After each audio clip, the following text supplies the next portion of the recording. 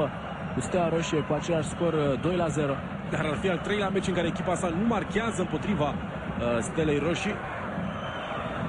Iar perspectiva sezonului următor nu e chiar foarte crezantă pentru Partizan. Borja întoarce această minge. Gol!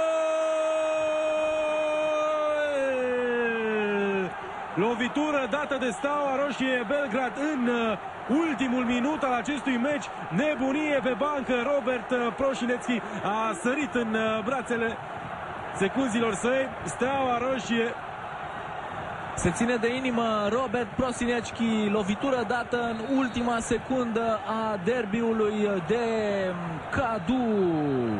E schimbarea făcută de Prosinecki în această repriză a doua. Cadu marchează.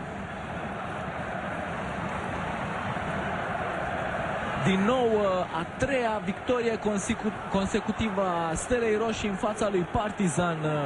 Prosinecki a câștigat toate derbiurile din acest an, însă a pierdut titlul în Serbia. Ce șut a prins acolo Cadu în plasa porții laterale, lovitură perfectă. Mingea nu s-a învârtit în aer, a lovit perfect balonul Cadu. O minge așezată de Borja, dar lovitura lui Cadu este fantastică. Gol reușit în minutul 93 de Steaua Roșie Belgrad. N-am pierdut niciodată de 3 ori cu aceeași echipă, spunea